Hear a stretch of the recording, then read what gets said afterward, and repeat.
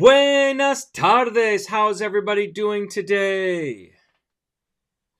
Welcome, welcome, welcome. While we talk about my weekly routine as a language teacher.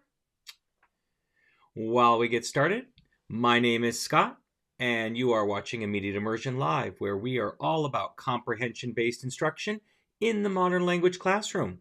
And we'll be right back after this short video.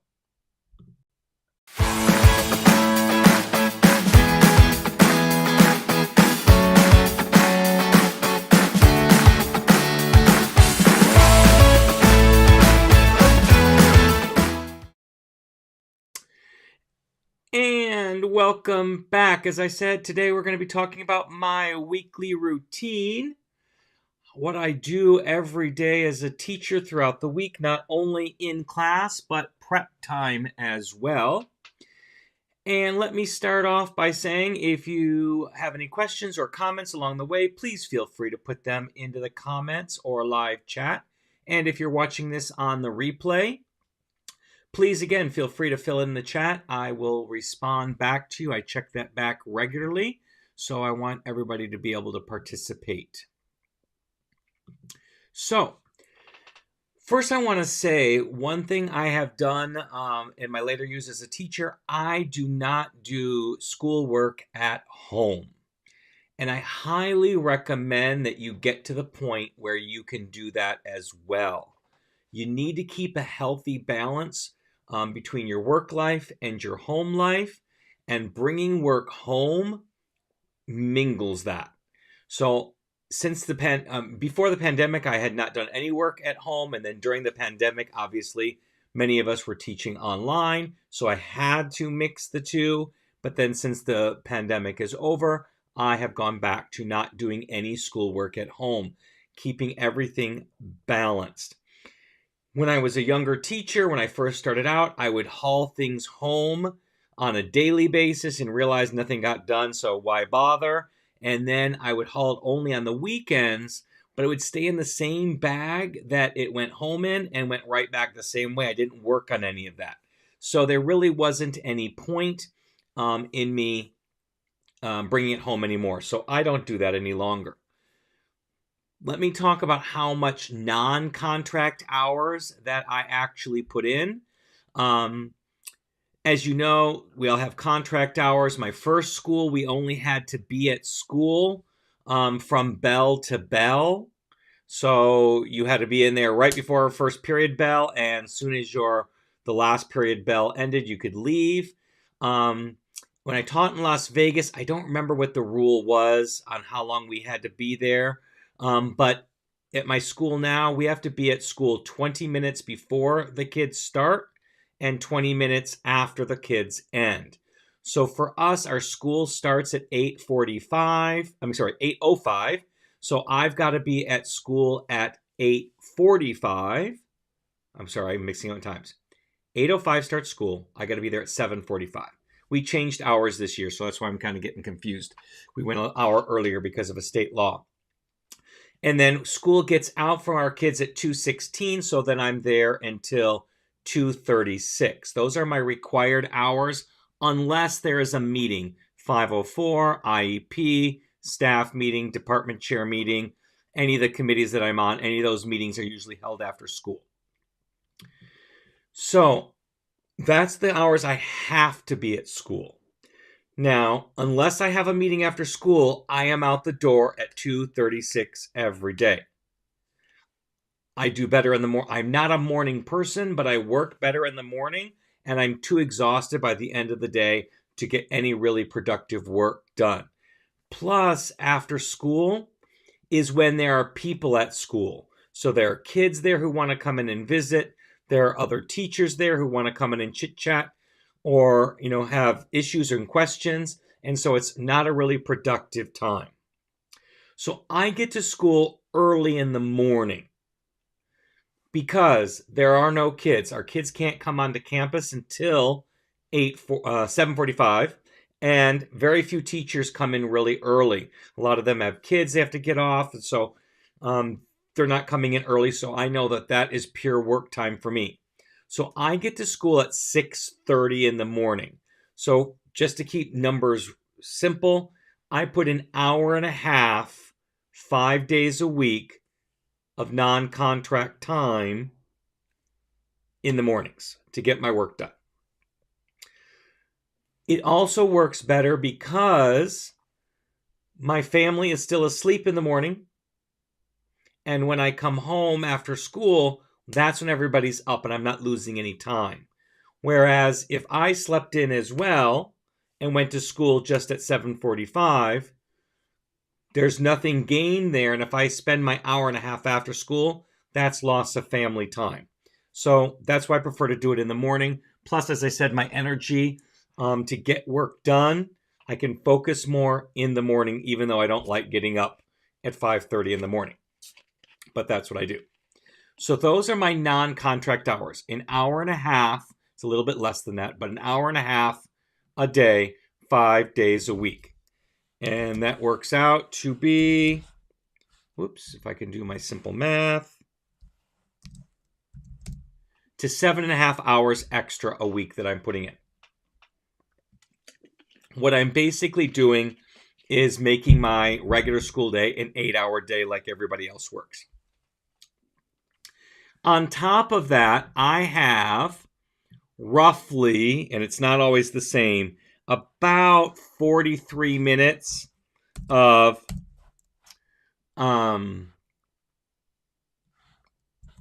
prep time a week. So it's about 3.5 hours.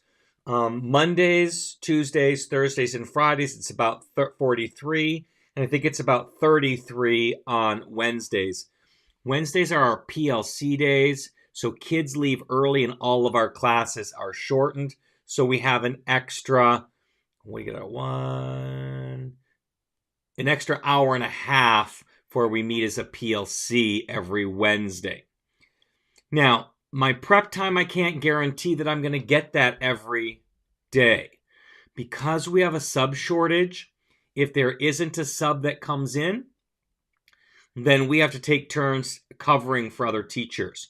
So on average, I lose 1 to 2 days a week prep time while we have this sub shortage. Hopefully, we'll get our subs back in the next year or so, and we won't be continuing to have this sub shortage. So there, between both my contract hours and my prep time, I have 7.5 plus 3.5. It's about 11 hours of extra time that I put all my work in, and I get all my work done in those 11 hours. And the rest of the time I'm at school, I'm teaching or I have a meeting or two. So it is possible to get work done in 11 hours a week without taking anything home, without giving up your personal time. But you do have to be organized and you can't waste any time. So I'm always utilizing my time. And you may think it's only 3 minutes here or 2 minutes there, but those minutes add up. So like today when my kids were working on an activity, we're doing Woolly Week this week. So there's some activities that they're working independently or in small groups on. While they're doing that, I am grading the previous class's work. I can still look around, get up, walk around if I need to. We have something called ClassWise on our computers, which allows us to see what's going on the kids' screens from our desk. So I can monitor that if it's a computer work that they're working on. And then I can walk around if I need to, but I can get grade during that time. Instead of just sitting there watching the kids, I can look around. I can grade something quickly and easily. It's relatively easy stuff. It's Senior Woolly. So I can get that done instead of just sitting around and then doing that on my time either in the morning or during my prep time. So I want to make sure that I'm using my time wisely every moment of the time. So let's go on to Monday, which was today, and what I do. So I'm not a big homework person. I don't give a lot of homework, but if I give any assignments, and we've had a little bit more than usual, but they've all been in-class assignments because we've been doing Woolly Week. Anything they turned in on Friday, first thing in the morning on Monday, I'm going to go ahead and grade, get that done. I don't like to have grading held over my head. So it's like homework for me, and nobody likes it to pile up. So I go right ahead and I get that done as soon as possible. So the first thing I do is grade all of that stuff.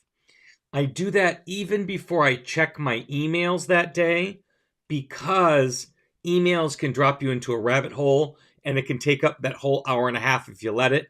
I want to make sure I got something accomplished done. Emails can usually wait. We do have a school expectant that we have to answer emails within 24 hours from parents or students. So I've got some time. I don't have to pressure first thing on Monday morning. I don't answer emails over the weekend. I need to keep myself separate, again, home life and school life. So I don't answer emails on the weekends. Anything that comes in within an hour of ending school on Friday, answer. After that, I stop until Monday morning. So the first thing I do is grade anything that I have in my grade book that I need to put in my grade book. Second, I go through any emails and make sure I answer any emails from the weekend. Respond to them, do what I have to do. Sometimes they're tasks, sometimes they're appointments that I have to do. There's new meetings that were set up. Sometimes I have to answer a student or a parent. All that stuff is done right on that Monday in prep before class.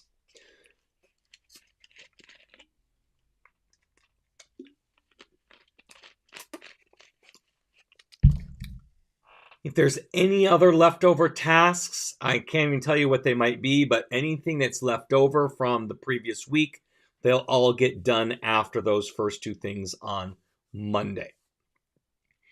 Then usually right around 7:30 by the time I've gotten those two things done. I'll go 7:30, I'll go to the main office, I'll check my mailbox, go to the bathroom, come back, and then I've got about 15 minutes before school starts. Once a month for an entire week, we have to do morning duty, and I have to monitor our quad. So if it's one of those weeks from 7:45 until 8 a.m., I've got to be in the quad to do my duty part. Otherwise, I'm in my classroom just doing last minute checks for my classroom, making sure my TV's on, my computer's working, everything there. My chairs are all set up, everything like that. Again, if you have any questions, comments, ideas, let me know in the chat.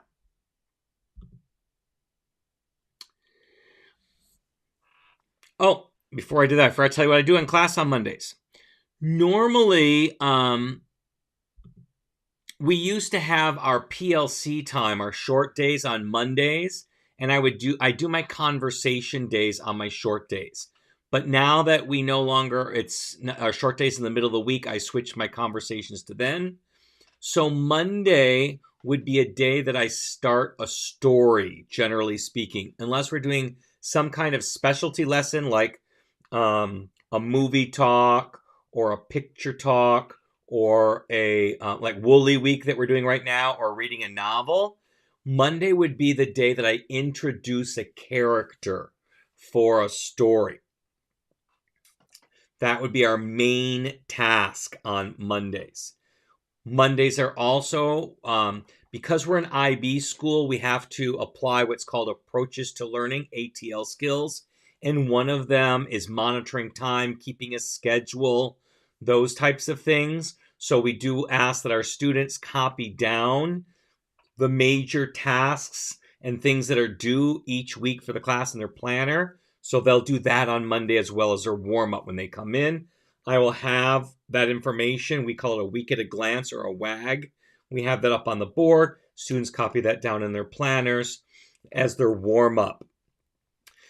We normally go through a song is a major thing. I have my word of the day that we do. And then the main chunk would be creating a character for our story.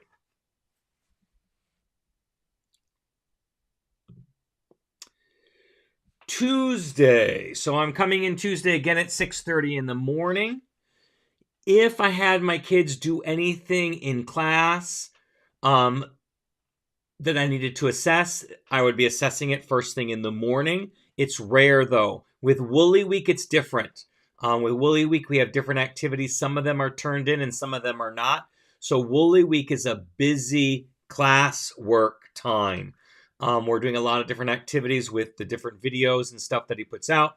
So I have a little bit more work than I normally would do with my students. So tomorrow morning, I've got some that I've got to go through and grade that they worked on today. But normally I don't have much to grade on a Tuesday. I've already graded everything from the weekend on Monday. And so Tuesday I can come in, check my emails, and start thinking about what I'm going to be doing the next week. So usually that means I am creating what I call my lesson plan shells. These are the parts of the lesson plan that no matter where we get to on Friday, it's going to be the same. So that means I already know what song I'm doing next week, so I'll build that PowerPoint or Google Slides with all the songs we'll be doing that week. I know my words of the day for that week, so I'll fill those things out. I know what my topic for my conversations is going to be, so I'll put that in there. I know what my topic for my quick writes for that week are going to be there, so I'll put that in there. So it's my shell. It's everything that I need to put in my Google Slides for my lessons for that week that don't require me to know where we got to. Like the main content, I don't know yet because I don't know where we ended up on Friday.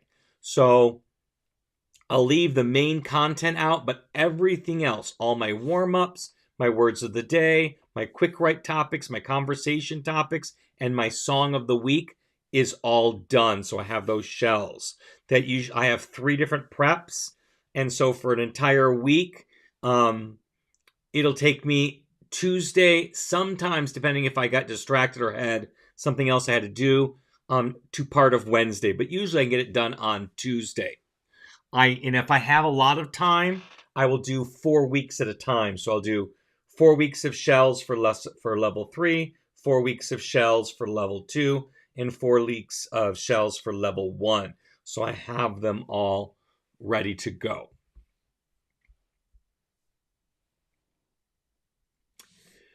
That's what I do before school. Any emails I need to, anything else I need to address will be all taken care of in that morning.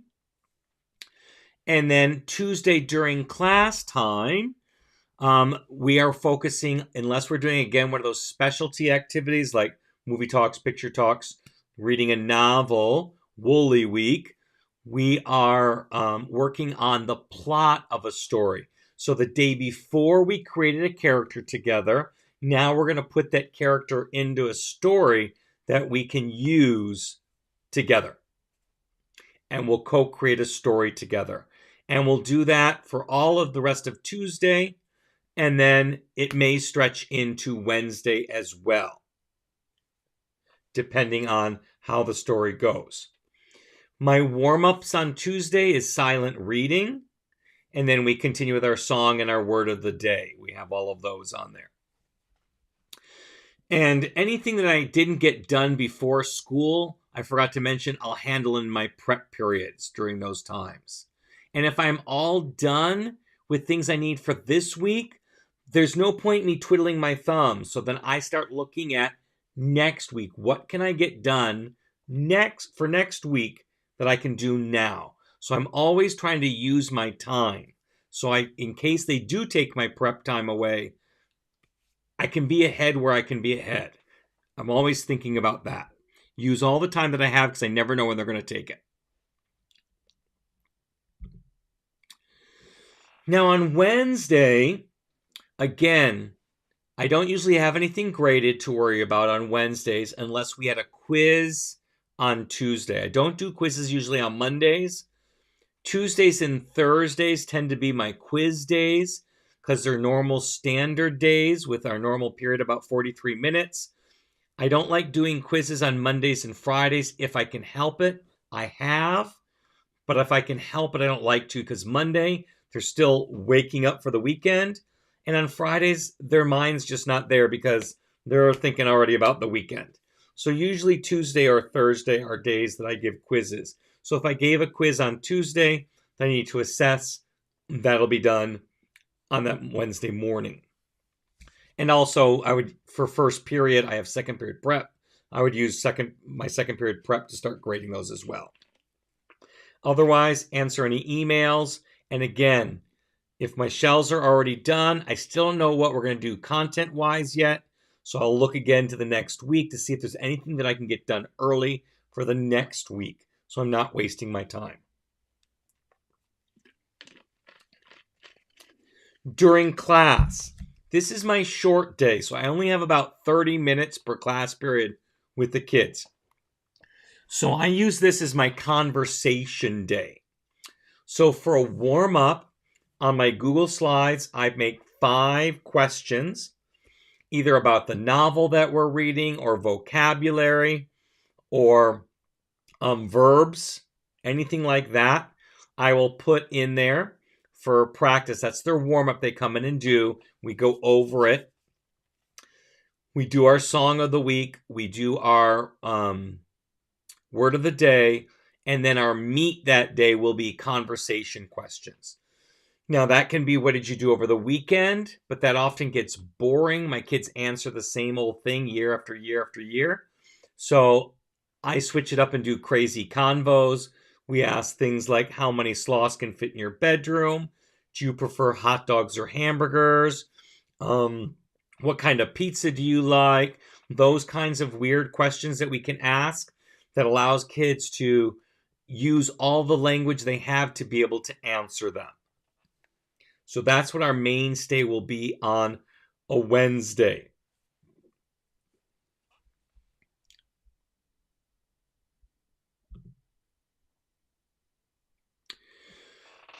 Thursday, now I'm starting to get busy again in my prep period and before school because I kind of already know where we are and where we're probably going to end up on Friday. Don't always get it right, but I've been teaching a while to kind of know where my kids are going to be based on how they've been so far in the week and in previous weeks. So I kind of know where we're going to end up on Friday. So now I'm going to take my lesson shells that I created and I'm going to add the main content. So for the next week, what are we going to be doing? I will plan that out. I will create my WAG, my week at a glance. I will make all my Google Slides. I'll finish them up by putting my content in there. I will upload my week at a glance to our learning management system. Hey, Michelle, how are you doing? Thank you for joining us.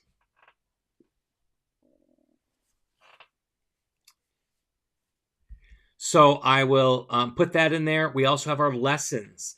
In our learning management system, we have a place called lessons where there's a tile for each day. So I'll put the main activity for each day. I will also list all my words of the day for the week there so kids can get them, especially if they were absent or missed it one day. Any like our quick writes that we do, I'll list those on there as well. All that will be put on there. And then I add in our learning management system calls everything an assessment that's graded. So even if it's just an assignment, it's still called an assessment in our grade book. So I will put that in there as well and load all of those in there and schedule them out. So I don't let them see them right in advance. I see them as they need to see them. And Michelle says, you are an amazing organizer. Definitely a wonderful strength of yours, one of many. Thank you so much, Michelle. So I do all of that on Thursday for all 3 of my preps so that they're all ready and ready to go come Monday. Now in class, what I do is Thursday, normally it would have been Wednesdays, but since our PLC days has switched, Thursdays become my new quick write day. So we start class with silent reading. We do our song, we do the word of the day, and then we work on our weekly quick writes. So all my students will do that during the time. And then whatever time we have left once they're finished, because again, my periods are only about 43 minutes long, we will either finish our story that we didn't finish, or we'll start our reading. And usually we don't finish our reading, so we'll have to continue it the next day on Friday. But that's what I'm doing on Thursdays. Now on my prep period, because my kids started writing, I'm starting to read through all of those quick writes, making any notes, and if I'm grading them, also giving them a grade on that quick write. And I start doing that in my prep. I can grade a quick write paper in about a minute to a minute and a half per kid. So if I've got 30 kids in class, it usually takes me about 30 to 40 minutes to grade all of those. I can read them quickly enough and get those done. So I'll start grading during my prep period, the level 1, and then I will work on my other levels, which come after my prep period, Friday morning before school starts.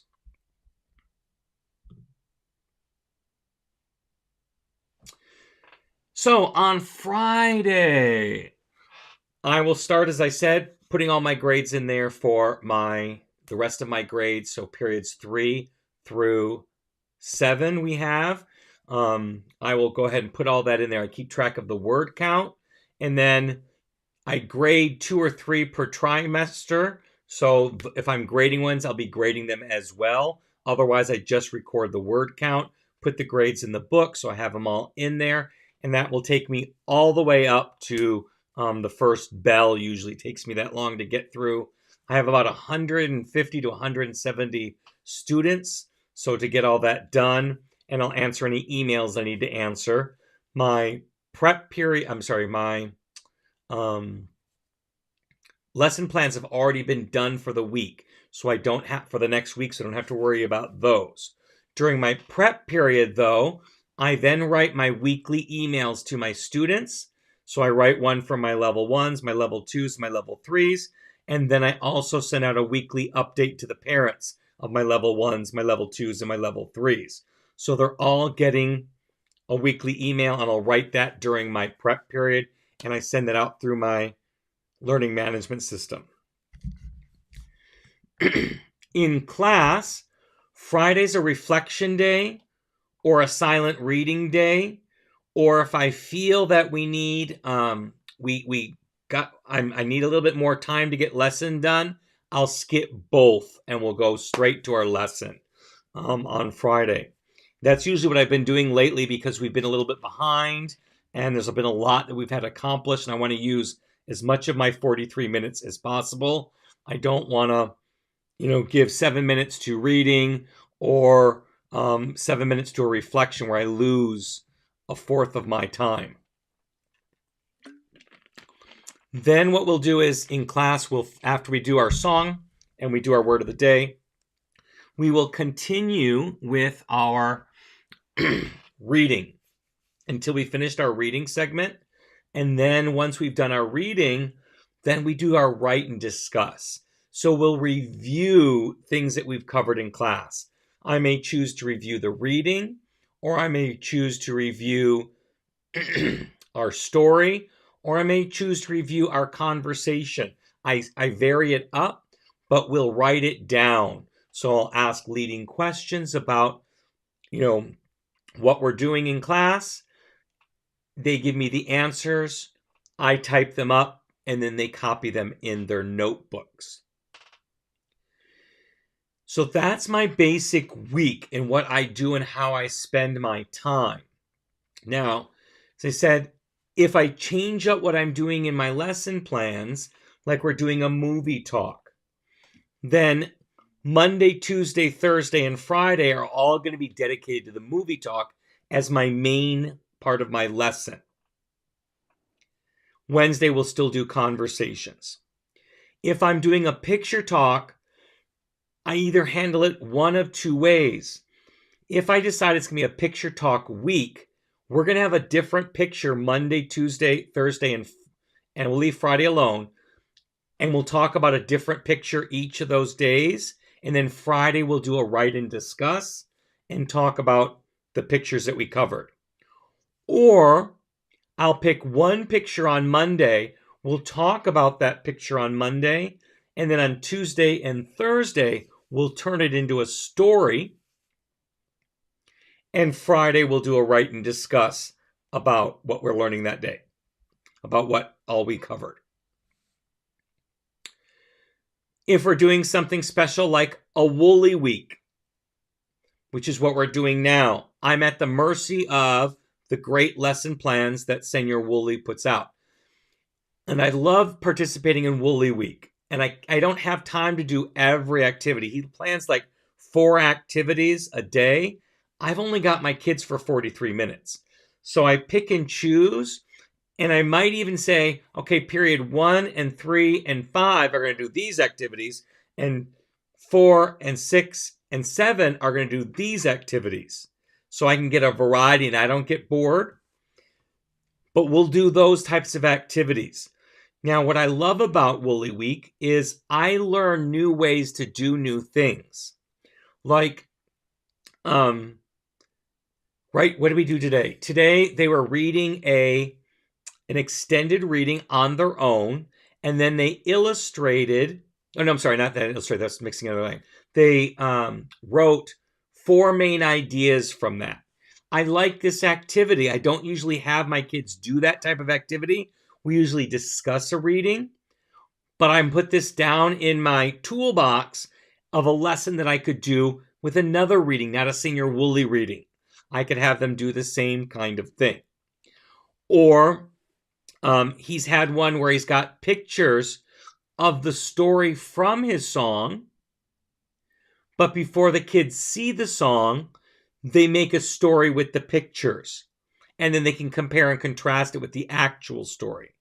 That's another fun activity. I can do something similar with a reading that we're going to do, or maybe a novel. I can get some pictures that represent the characters and the actions in the novel, have them do like a prediction activity, and then we can talk about it.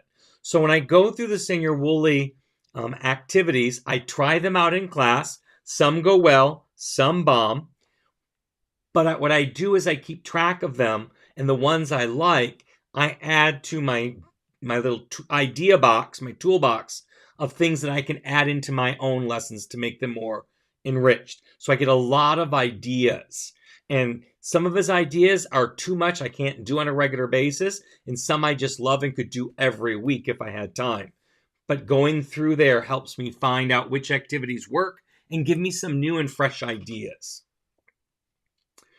So that's my week, and those are my alternatives that I do when we're not doing our standard story, reading, and then write and discuss activities.